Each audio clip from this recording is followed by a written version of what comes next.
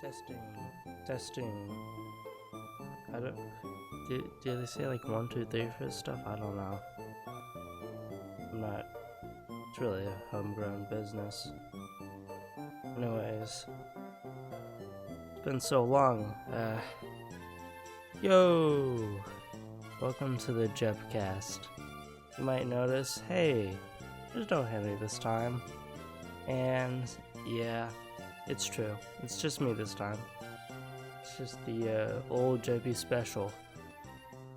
This is originally the idea I had for the Jepcast. It would be just me talking for, I guess, like a long amount of time, like an hour or something. I don't know. But yeah, I won't lie, it's kind of been tough to schedule a lot of, or like do this stuff recently, because a lot of people are busy, you know, taking trips to see family. I guess it's really that, taking trips with family. So I've been gone for like the past week. Henry, I think he's on a trip right now, I think. Anyway, he has no internet. Yeah. He has no internet, he has a microphone, so we could have possibly found a time to schedule, but I just decided, you know, it's been, well, since the start of the month, since we did the last one. So I just wanted to catch up a little bit, as, you know, Christmas happened. That's the big thing. It's almost 2022, which fucks me up. And just a lot of stuff happened since the last time we did it. I believe last time we probably talked about Valorant champions, and we probably said something like, oh, we'll update you next week with how it goes. And I guess we'll start with that. Well, it didn't end like, I guess, we were expecting. You know, we're in America, we support NA, because look, we need this, right? We have COD, I think maybe Rocket League, I don't know about that one. But a lot of the other big esports are like, I think Asia's pretty good for League of Legends. CSGO, that's EU. Overwatch, I think that's also like Asia, that area. But it's rough. It's rough being an NA fan. Because, you know, we got football, but that's not really a world sport, I guess. Anyways, I hoped that a team like Sentinels or maybe Envy of EA could at least get to like the semifinals or the finals. Give one of the EU teams a run for their money, like we did Masters 3. But well, it was rough. Let's just say that. Sentinels got out early. I thought they were gonna go further because, you know, they got a coach of Raucus, and I thought maybe it would carry them further. But they kind of got swept along with the KRU train, which I'm down. I'm down with the KRU train. If only KRU had, you know, got in the finals or won the whole event, I would be so down with that. I think that would be it was just a very hype story for the first international, or not first international, but the huge Valorant League of the year to be won by a team from a region that nobody really expected to go that far. Because let's be honest, everyone was expecting the EU teams to, you know, get far. That was not really, I guess, an unpopular opinion.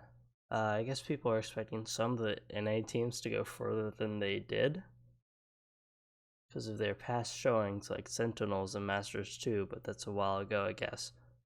I think people also had high hopes for Vision Strikers because they had this crazy win streak. But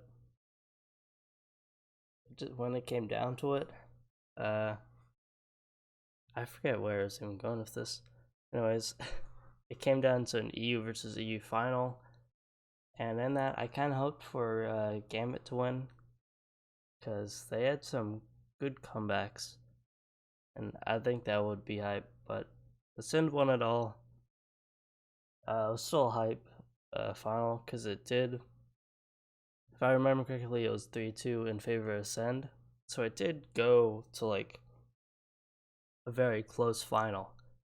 So it's still like exciting to see who would win, and it wasn't a complete blowout. But man, I just wanted like NA to win or KRU to bring it to the end. But you know, can't have it all, I guess. And I wish I could say more, but it's at the start of the month, and you know, it's been a while. I'll say that much. A lot has happened since then because I have been following, I guess. Not like the games because there hasn't really been a lot of games going on, but mostly the roster changes that have been going on. I know there's a lot of confirmed stuff like Gen G imported a player called I think it's like Rhyme or something. I forget. But I think it's in Rhyme is a IGL from EU maybe. I don't know. IGL stands for in-game leader. Basically, they kind of shot call during the match, like, oh, we should do this play or something, is how I understand it. Based on the information that you gather during the round, just plays like, I guess it depends from IGL to IGL, like how much they manage the team, or like how much the coach does. But anyways, in America, there's like a shortage of good IGLs, and so I guess it's, and also to add on to that, the buyouts in NA are insane. Because the Tens buyout, Tens being on Sentinels, he had to be bought out from his contract on Cloud9, and it was huge. It was like 1.2 million or something like that. But with Tens, you're not just getting a really good player who helps you win an international event. You're also getting his streaming career, which is popping off, and he has a very large online presence, which really, I guess, inflated the price a lot. But that doesn't mean that these random players, I guess I feel like I'm putting disrespect on their name, these players on tier 2 teams, they shouldn't really be going for that much. Because a lot of Valorant pros, you know, they might stream on Twitch, but they don't have that much of a presence. They don't get a bunch of subs. They don't get a bunch of viewers. They're not, I guess, they shouldn't be going for as much as they are. And I guess that kind of locks a lot of options that a lot of these teams have. Because it would, with the way they're like, a lot of teams are just dropping players and like picking up new ones and hoping to see results, it can get very expensive very fast if you just keep doing that. And I think, you know, I would love to see like a team go for the long haul, get a young player, see them, I guess, grow into a really good player, really seasoned player, or not just the player themselves, but like a team, a roster. You know, it's the first year of the game. It's very turbulent, so I guess we should expect changes. But yeah, teams like 100 Thieves are in a rocky place right now. Because okay, 100 Thieves is in kind of a very rocky place because they let go of their IGL Steel and he went to T1. Hopefully T1 can actually do something now. Anyways. But 100 Thieves is lacking in IGL. They do have really cracked Asuna, and Ethan. And who else is that? I feel bad for the final person who I'm just forgetting. He was on 100 Thieves. And they're probably an important player. Asuna, Ethan, Nitro, he left. He was an Alper, or Jet Alper for a lot, or he played Smokes with an Omen. And he left to go back to CS, which I respect. Who's the oh god. Oh, now I feel bad. Oh, now I have to look this up, because now I feel like I need to know now. Under these Valorant roster. Seriously. Hiko. That's why I didn't remember him. Hiko. Honestly, I don't think this is a very hot take. They could drop Hiko, and I think the team might be better based on who they pick up. But also that means I have to pick up another player and spend a bunch of money, so maybe it's not the best plan. Then a Rocket Start, there's a bunch of speculation on who they might pick up. Mostly because they're a popular team and no one knows yet. So we'll get there. Well, hopefully they'll find out, because they're running out of time and they should probably finalize a deal so that they don't they have a lot of time to practice with their roster and get like team cohesion and whatnot. Anyways, 100 these out of the way. I want to go back to the streaming careers of Valorant pros.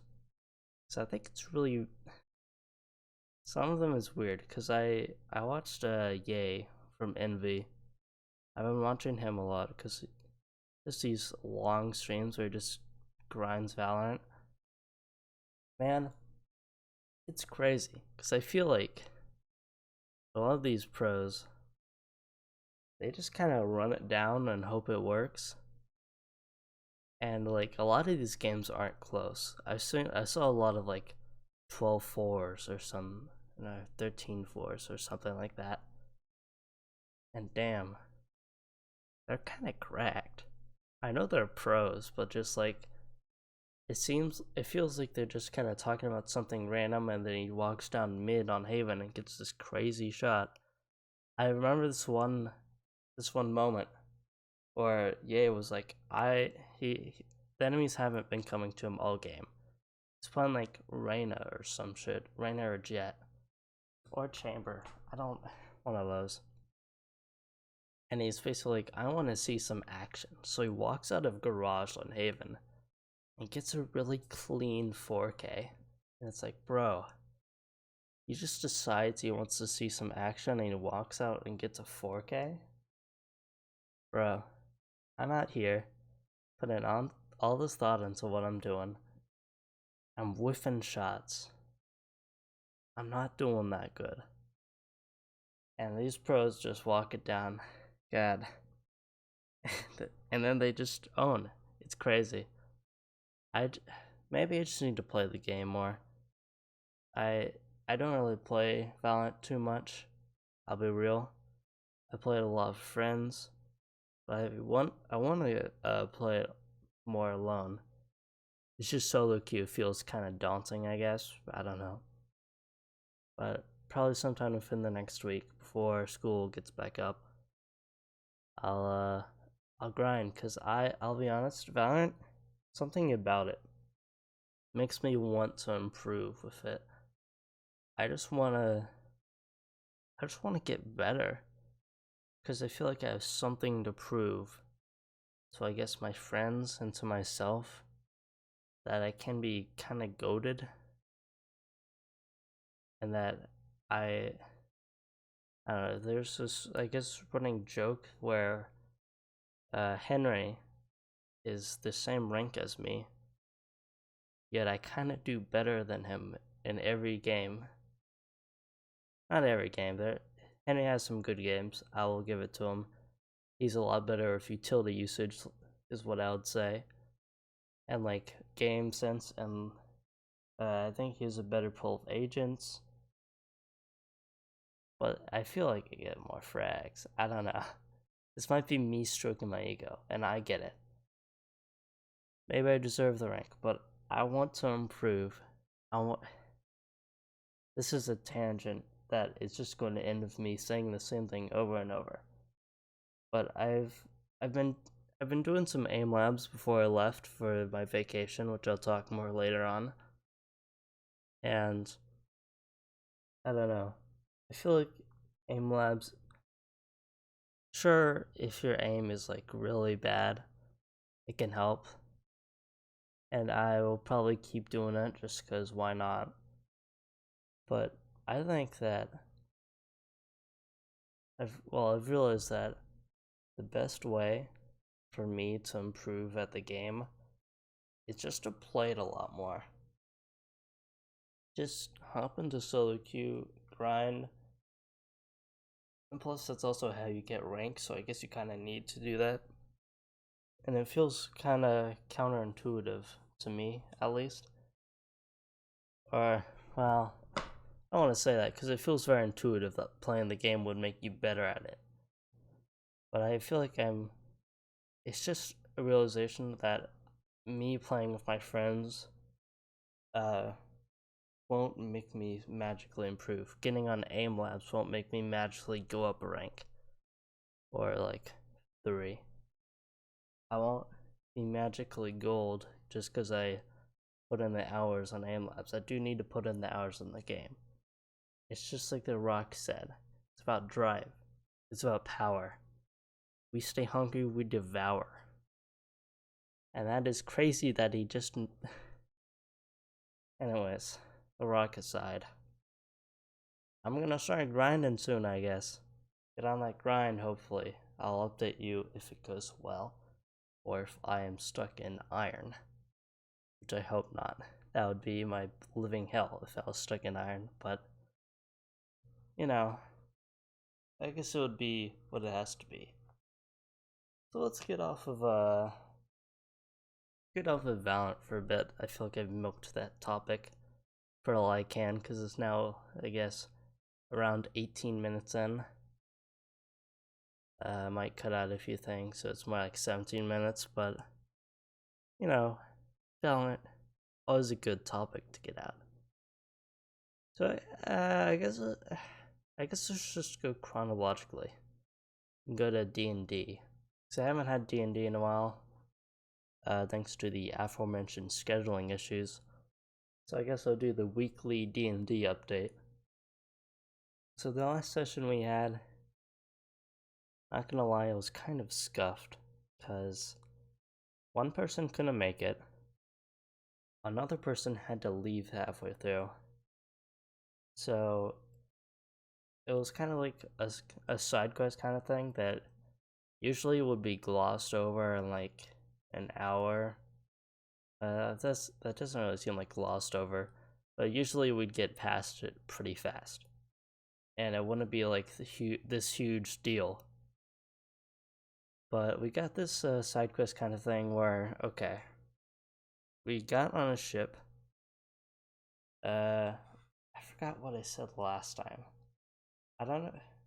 We got to the part where, did I talk about like getting out of the city? Okay, I'll start with getting out of the city. So we get out of the city, we talk to Dragonborn. He like sends us on this. He points us to a city in the north. He's like, you should fight the white dragon first. And so we're like, okay. So we will go to the north, and we find a ship. We meet another character who's a replacement for the person or the character that we lost in the city. And so we boarded the ship. We're sailing up north. We persuaded the captain to not loot and pillage a nearby town, which is a personal win. And then we landed, and let's see. Yeah, we landed, and the city was like, okay, no one's coming in because we have some problems. We're like, okay, we can help with those problems. And they're like, okay, so, you know, as we go on, they're like, we're having some problems with some gangs. Because everybody's scared. that apparently there's these dragons coming back, and we're like, yeah, that's kind of a thing, you know. So we want to help. So we're tasked with infiltrating. I guess not really infiltrating, but just finding out what the deal is with a gang called Crom's Chosen. And, you know, it's kind of a weird gang name because Crom doesn't really choose people, but whatever. We'll get past that. So we're like, okay, let's just infiltrate the gang. So we go over there, talk to the gang, like, oh, you have to do this rite of passage to get in to prove you're warriors or some shit. I don't really know. Basically, they just threw you in a hole, no armor, you get like a paddle, and you gotta kill 3 wolves. And it's kind of fun getting done in there as well. Okay, so for some people it's really easy. The cleric just casted like sunlight or like moonlight, I think it's called. I don't remember, but it just vaporized all the wolves. Our wizard summoned a greater demon because it was the only spell that he had prepared for it, but it was kind of funny. What else was easy? The artifact? Well, artifacts are kind of at a tough time. Mine was pretty easy. I'm a paladin, so I just kind of punched the wolves and smited them, and it was really cool. Made me feel cool. Those wolves got messed up. I gained some respect in there. And then the rogue had to do some fandangling, because you know it's a rogue. Placed into a small pit. A 3-on-1, it's kind of not what the rogue is built for. And so it was some fandangling that allowed the rogue to get sneak attack damage and win the fight, which is all well and cool. So basically you infiltrated this group, and there's some weird things going on with the group, because normally they don't like kill people, they just want to, I guess they're a gang, they want to have their influence in the city or whatever. But they've been getting money from somewhere, some mysterious person or whatever, to be a little bit more violent, stir up the violence in these populations. And so we met with like 3 higher up people in the gang. There's this one of them was really cool because he didn't really agree. His name agree with the direction the gang was taking. His name was Ren. It was either Rendar or Rengar. I feel like it's Rendar because it was the one I didn't think of more. But he was like a Hyperborean, a really old race, I guess. Alright, not really old race, but a really historied race. Where they have this city. You don't really see a lot of them because they don't really leave the city that often. It's really cool, apparently. So he's here. He's a Chad. And so we're kind of chatting him up, trying to see what the deal was. It's like, I don't really like the direction. I usually intimidate people. So if you kind of like figure out who's giving the gang money to be more violent and it's someone bad, you know, I might help you. So we do. We break into, because the gang, okay. That reminds me, the gang leader. Let me sidetrack a little bit. There's so many huge people in this world.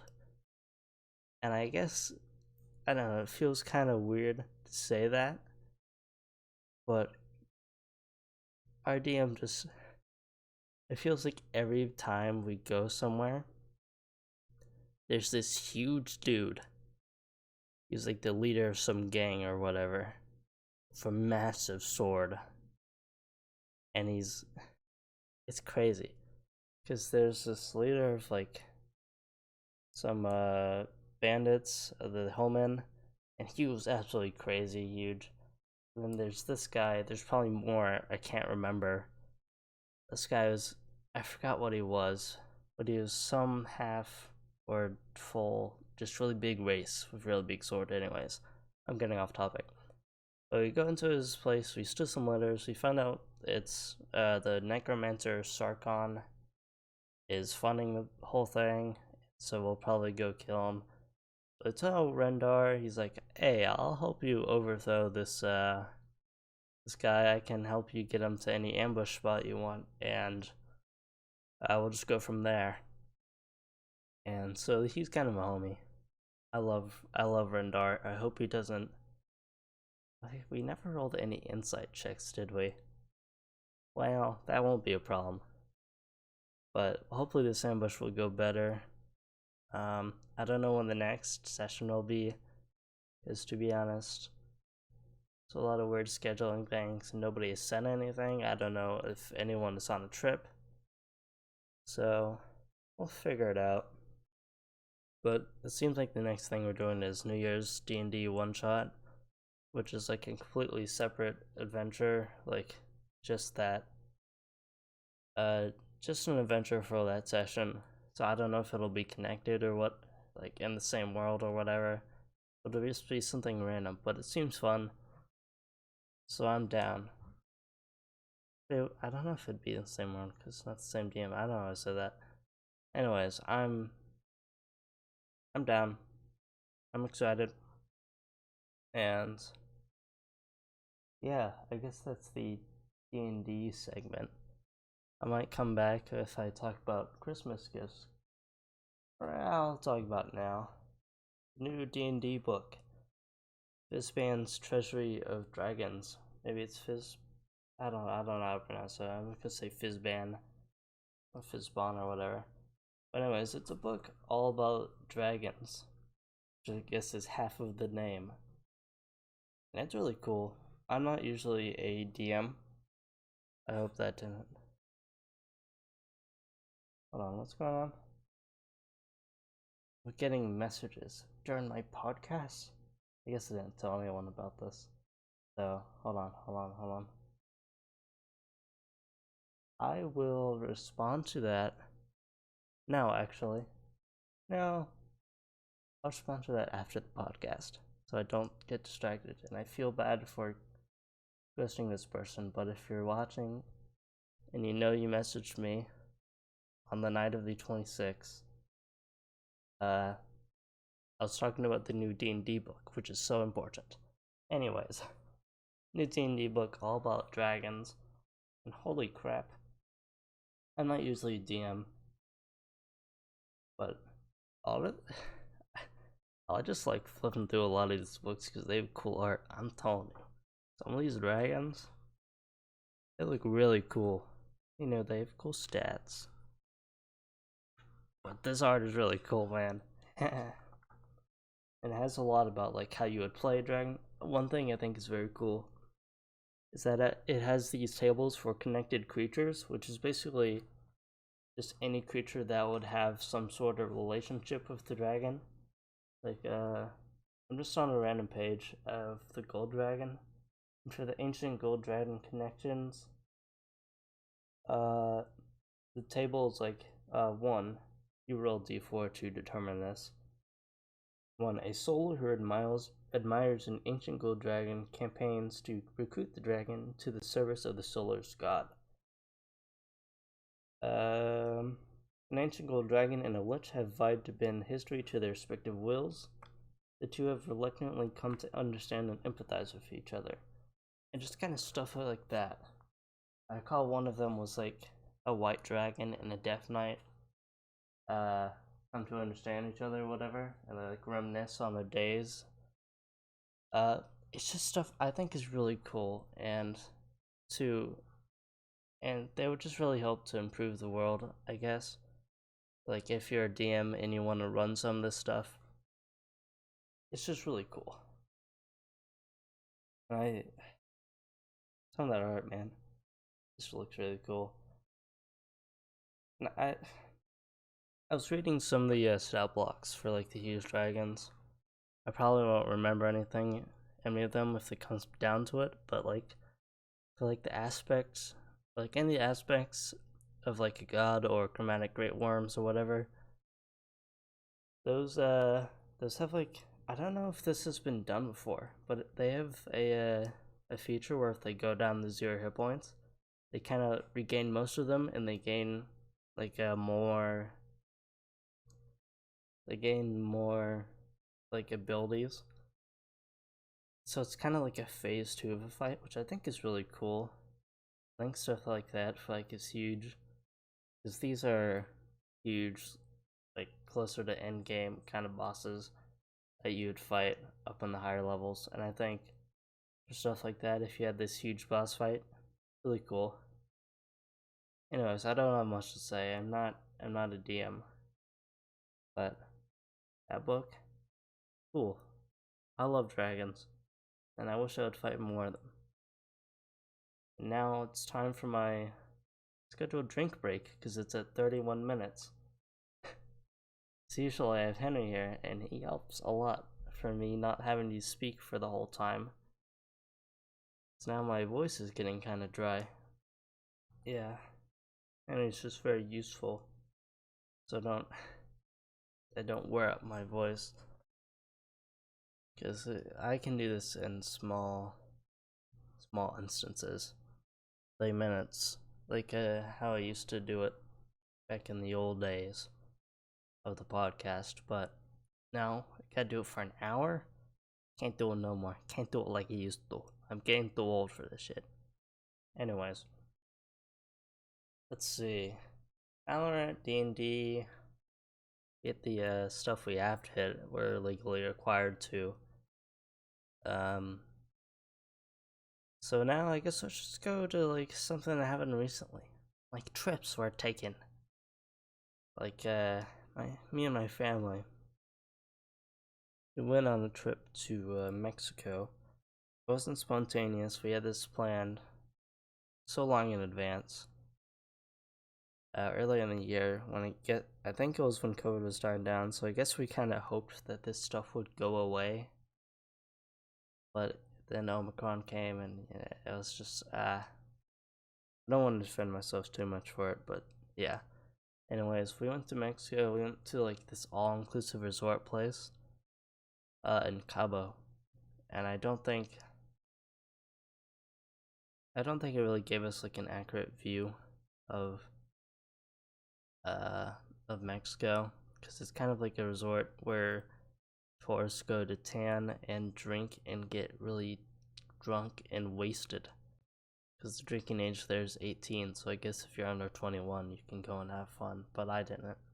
I just drank Pepsi the whole time, because the all-inclusive hotel only had Pepsi, so I abused the all-inclusive and ordered a lot of Pepsis, which is probably not good for me, but anyways, I digress. The resort wasn't really that good. I'll say it. Wasn't really that good. I kind of feel bad because a lot of those people were doing the job, and it seemed like they're kind of slammed on the holidays. There are definitely a ton more people there than there should have been, considering like the facilities. But a lot of the food really wasn't that good. My family agrees with me. And you have to kind of like take a taxi to go anywhere close, and there's not really a lot of close places. And so the options were limited, and the options we did have were not the best. And the best meal I had there was, I think, chicken tenders from a Carl's Jr. on the airport out. And if that's the best meal there, you know, it's rough. I wish I could have had better local cuisine, I guess. But anyways, at the resort, I got a little sick. Not COVID, don't worry. I got tested multiple times, and all negative, so unless I got incredibly, I guess, unlucky and got a bunch of false negatives, it's not COVID. And it just had, I guess, a lot of symptoms like COVID. It's just some random virus, alright? But I couldn't do that much. What I'm gonna say is gonna get into a long tangent, so I'll just talk more about the resort real quick. I was like on a beach, but I think no one was really at the beach. There were pools at the resort, but the beach was really nice. The resort always had had some music going on. Like, They always had some event going on, some violin players out in the middle, or maybe there was like really loud music for a wedding or whatever. But point is, it was never really quiet, even in our rooms. But at the beach, if you got down to the beach, which wasn't really that far, it was actually pretty peaceful. Like, you couldn't hear the music, all you could hear was the waves. So it felt more peaceful than a normal beach because most of the people are at the resort. And I guess it was in the context of always hearing some random hit from the 2010s. It was very nice. And I didn't get out there much. I think I went like once for 15 minutes because the sun was about to burn me alive. That one moment, it was very nice. Anyways, that's all I had to say about the resort. So I'm gonna go to the stuff I did there because I was a little bit sick. So I decided to watch a lot of shows and whatnot. Because life there wasn't really good. So I did what I don't know what standards going on. I'll watch shows, this kind of thing. First show I watched, Arcane. It's really good. I won't say a lot about it because I know Henry has watched it, and I don't know if he has some stuff he wants to say about it. But if we never bring it up again, just know I thought it was really good. Next show I watched, Hawkeye. I was not really expecting a lot from this show. Mostly because, well, it's Hawkeye. I guess he's not really the most exciting Avenger that when you think of. I've always thought like, he's cool. He's a cool Avenger. Like, I like his character. I guess I like a lot of the scenes like he's in, but I never really hoped for like a show or a movie that's just him. But the show was actually, I was pleasantly surprised. I thought it was pretty good. I guess this might get into some spoiler territory. So if you haven't watched the show, skip ahead a little bit, close the ears. I was pleasantly surprised. I liked a lot of the characters. I liked a lot of the cameos of people that came in, like Elena,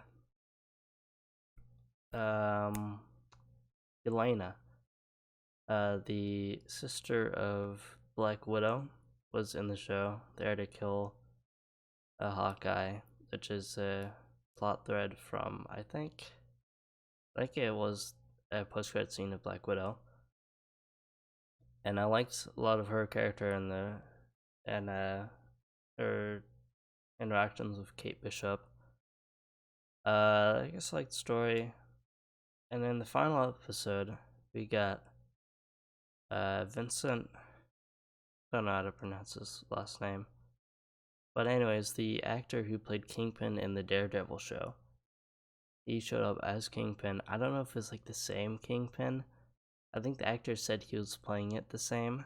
Like, he was kind of like trying to play the same kind of character that he played in the show. Which I'll have more to say about it later. But I thought my first impressions were like, oh wow, that's cool. I like this character. But then the next show I watched was the Daredevil show, because I had seen Spider-Man. I won't talk too much about that. That's also good. But I guess it's kind of like a minor spoiler. Charlie Cox is in there, actor who played Daredevil in the Daredevil show. And I was like, ooh, that's cool. But now watching the show, I guess it makes it a lot better. Because the show is actually pretty good. I liked it a lot.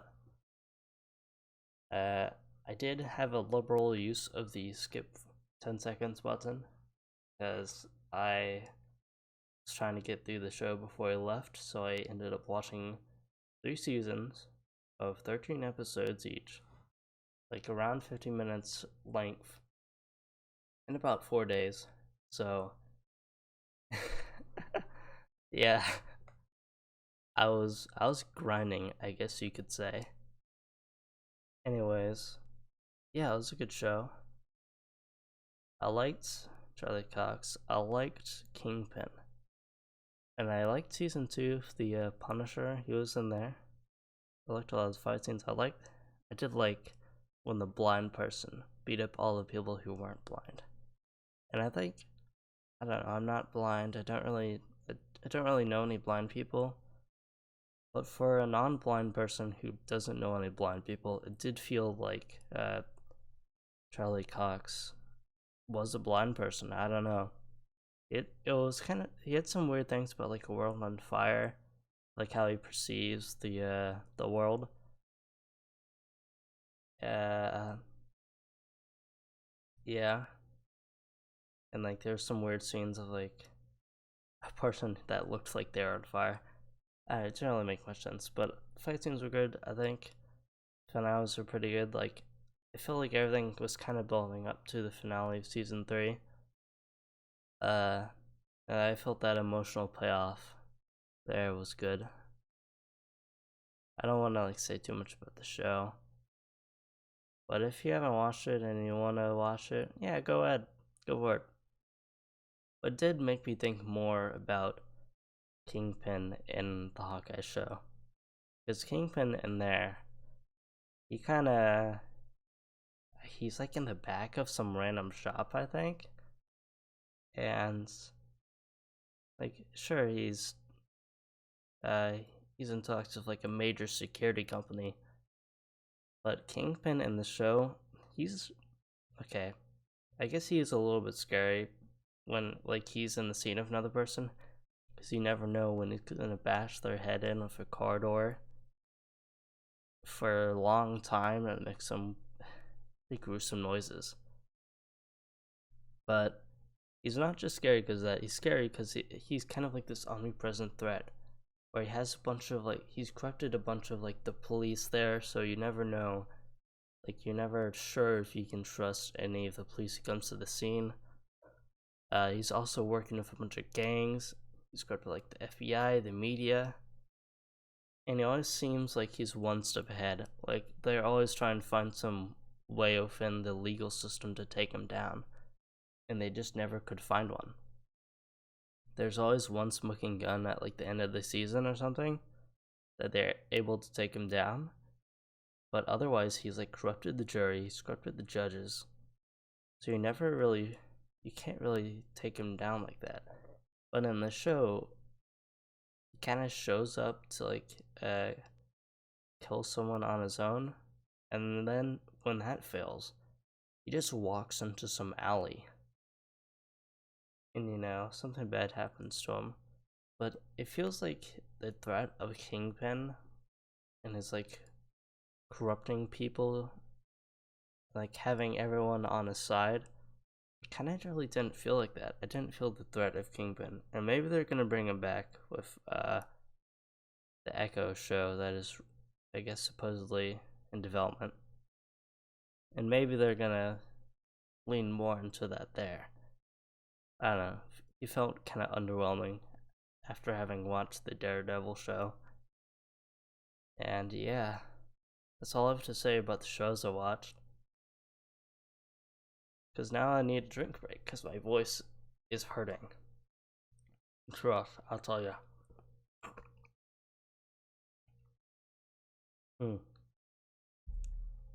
Well,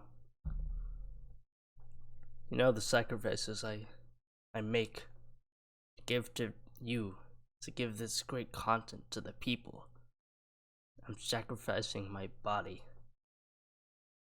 for this great post-Christmas content. Speaking of Christmas, that happened. Woo! We kind of flew in on Christmas Day, so it wasn't really like a wake up, ooh, the presents are under the tree, let's go unwrap. It was more like a wake up, go through this flight, all this stuff, all this hassle, and then we get home and it's like we woke up and we're home and open presents for Christmas, woo! I don't know, it felt kind of weird on Christmas Day for me personally, because you're in Cabo, the beach is right there, the sun is destroying your skin. You don't really get the Christmas spirit, I guess, it feels like you're on a summer vacation, and it's not like December, late December, and it's about to be Christmas. You don't wake up in Cabo and run to the door and be like, oh my god, it's Christmas Day. I just didn't feel like it, and especially when I got home. It's because I live in a place where it doesn't snow, and it wasn't cold. It's like global warming or whatever. But yeah, I mean, we got home, we opened presents, and it was a good Christmas. Aside from, I guess, the kind of rough light. I had some well, my nose was running and kind of hurt my head, but whatever, we'll go past that. Yeah, I mean, I'll tell you a bit about the presents I got. I feel like I'm losing steam here, but okay, Fizzbins, that was the present I got. I got some gift cards, I got some money, I got this butterfly knife that I guess you can't really see it, but I opened it, and it's, instead of a knife, it's a comb. I thought it was really funny, so I asked for it, and it is really funny, and I think really cool. And I don't know if I can even bring this anywhere, because I would feel awkward pulling out what seems to be a knife. But I think I can use it. Just not at school. Anyways, close that up. I got a headphone stand, which is actually really nice, because I always just like threw my headphones on my desk somewhere, and I guess hoped I would find them when I got back. But now I can put it on this nice little place. That's cool. Let's see what else I can mention before the big one. There's probably something I'm forgetting. Clothes. I'm really grateful for that. In the family, there's always this distinct, like, memory of this one Christmas I had, and I feel really bad about this now. But I remember coming up to the Christmas, I said something like, oh, if I get socks, I'm gonna throw a tantrum. I'm gonna be really mad. And so we get to Christmas, and I get socks. And it wasn't a conscious, like, oh, he was gonna be mad about socks, so we'll get him socks. I think my dad said that he had gotten socks before I said that. So when he heard me say it, I was like, ooh, I hope he doesn't follow through with that. But anyways, I got socks, and I was so angry, and I threw it. And then I jumped into the other room, and it looked like I just went behind a couch and sat there for a while, but I actually just slipped behind the couch and I fell down. And so I decided to lay there for a while, and then I came out and we continued Christmas. But I feel bad about this now, and family members love to bring it up. But now today, I see the value in getting clothes for Christmas, because this stuff kind of expensive. When you want a lot of clothes, the price kind of adds up. If you're not on the vigorous lookout for good deals.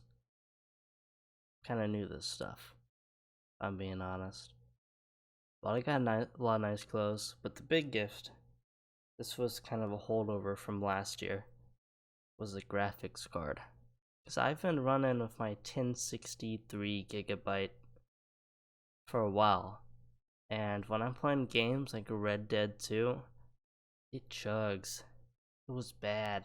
I don't get frame rate to put everything on the low settings, so everything's super blurry. I remember playing Cyberpunk 2077, which, it's really meant for good PCs, but I suffered through horrible frame rates, everything popping in, everything really blurry. I did end up finishing that game, and I really liked a lot of it, which I guess shows that despite all the lack of polish, I thought it was a good game. Anyways, but yeah, stuff like that. It's not too bad because a lot of games aren't too graphically intensive, but I was looking for one ever since last year. But if if you know anything about the GPU market, kind of bad due to just this whole, I guess, perfect storm. Crypto mining is big, so a lot of people are buying that up. There's a lot of scalpers on the market also looking to buy GPUs up so they can scalp them for insane prices. And there's also the chip shortage and a lot of COVID related delays. They just make production hard. But he did end up getting an AMD, I think 6600. I don't know exactly what it is. But yeah, it's actually a really good card. They're pretty good. I like it a lot, mostly because it can run Red Dead 2 and look very pretty. I'm happy about. And honestly, I was a bit scared when I was installing this thing, because if you look at like the installation manual for this, it's like, watch out for like static. I think it's actually right here. I like to keep all these manuals just because I ever need them, but I will never find them again in my big stack of manuals. So let's see. Troubleshooting, before installation. Caution: static electricity can seriously damage computer components. It's like, try to not have static electricity, I guess. But I was kind of nervous because I didn't want to like accidentally run stuff, and it was kind of rough, I guess at the start, because I was trying to unscrew all this stuff, and I kind of broke some of the screw heads a little bit, and so it was kind of scary in the middle. But honestly, after going through it, I was only scared because I was worried I was gonna damage anything, but it's really not like that bad. You just unplug the old graphics card, unscrew it, get it out, put the new one in, screw it in, plug it in. It's really actually simple. Yeah, not much to say. Put it in, get huge graphics. It's Red Dead 2, I will say. PC port isn't that good. So, and with my 1060, I could barely appreciate just how beautiful the game could look. But now, I can run it full. I can boost all the settings, and it looks really pretty. And dang, that's just a pretty game. I'll say it. And I do want to say, I know my family listens to this, so thanks for thanks for the gifts. Really appreciate it. Anyways, Red Dead 2, one of my favorite games of all time. I have about 300 hours on it, and most of that is in like the single player. So I just want to say shoutouts to Epic Games. I love competition in a free market, and I know Steam, it's very convenient to have all their games on there. The Epic Games, if you're not using and abusing the free games they give out, if you haven't downloaded it just for that, I'll do that. Because you just get free games. It's just free. Just free. And in this holiday sale, it goes to some time in January. So if you're hearing this like right after it comes out, you probably have time. But anyways, the holiday sale, there's a $10 off coupon for any game over $15. So if the game is $15, it applies and it goes down to $5. So you can get some crazy deals with this, and you can use this infinitely many times. It applies automatically to any game over $15. But Red Dead 2, it's discounted to $30, so you can have the coupon and have it for $20. And that's a really good deal on this game. Because the story, I think, is exquisite.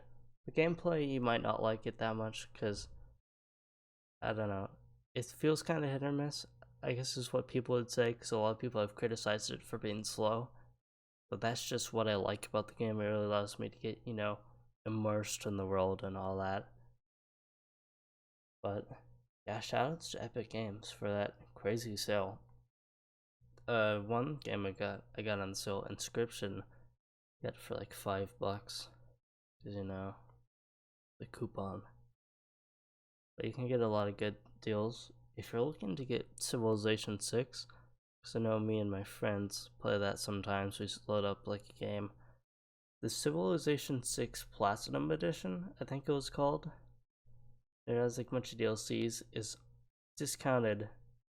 It's like originally $80 or something, but it's discounted all the way down to $15. So with the coupon, it's $5 for all of that. So I'm just saying, if you want to play that game with friends, I would recommend it. If you don't know the reputation of Civ, and it's like one more turn kind of stuff, it's a good game. I like playing it with friends. And I'm also running out of things to talk about. And we're only at 57 minutes, and I'm legally obligated by the powers that be to reach at least 1 hour. So I need to stall for 5 minutes. I do need to cut some stuff out. Let's talk about the Game Awards. I put that down in the topics channel, and I probably would have more to say on it if I did this episode a lot earlier, because really, that was so long ago, I don't remember. It wasn't really that memorable. I'll be real. Like, I guess there's some game announced. There's a trailer for Elden Ring, I guess. There's some game that looked like similar to Hollow Knight. I forget what it's called though. I don't remember. Some games. One. Oh, it's the Sonic the Hedgehog trailer. Wait, that was dope. That was awesome. That shot of Knuckles. Oh, that went hard. That was cool. But also, I guess it's like one of the most memorable things to come out of that. Some games won awards, I guess. Yeah, that's about as much as I can say. I think we talked about this earlier, but I don't really have much stock with this Game Awards. I didn't play a lot of the games. I was really just watching it just because I was bored, probably. It's like a big event. So that was cool. I'm trying to remember a single award that the game won. And I don't remember. I think It Takes Two won something big. And I didn't play that game, so whatever. I think Metroid Dread won something, like Best Action or something. Because I know Doug Bowser made a speech. Come on. There's gotta be, I don't. God. If only more games came out this year that weren't delayed due to COVID.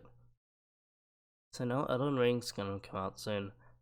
I know the PC port for God of War is gonna come out, which isn't exactly a new game, but it's a new game for me because I don't have it on PS4. Those are the only two things I can think of. God, really? Can think of 2 games? I really need to learn more about upcoming games so I can be excited. But they'll come out, and I'll play them as they come out, probably. Let's see. It's like Game Awards. Among Us VR! I don't know why I remember that over like anything else. But that was something that happened. I guess it's like a few years too late. God, I need something else to talk about besides game culture. And I guess also just like movie culture. I don't know. Looking around, there's something I can talk about. I do occasionally a bit of foraging with my friends.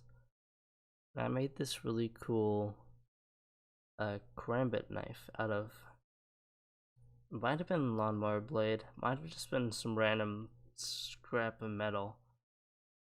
But this is really cool. I am really proud of this. And it's just really fun to flip around. And I wish I could show a picture or like show video. I guess I can show a picture if I remember. If you're listening to this and you don't see a picture on your screen, it's because I forgot. Because I'm going to go straight to sleep after this. But I'm spinning around right now. God. Doing something like this, I would really recommend it if it's not like forging, maybe carving or whatever. But having some kind of physical project that you've made and you can point out and be like, I made that. It makes it feel real good. And hopefully I can finish this other project that I'm working on, which is just a sword. But I don't have the tools for that. Maybe I can get that. The amount of money I have. Or maybe I can also just ask and use my friends. Yeah, anyways. I've managed to stall for probably the correct amount of time. So, one last drink break for the fans.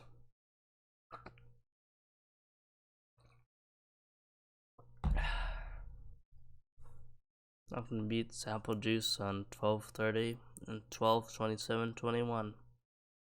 Dating this episode. So, to the fans, sorry for the long break. And, Merry late Christmas, I guess. See ya.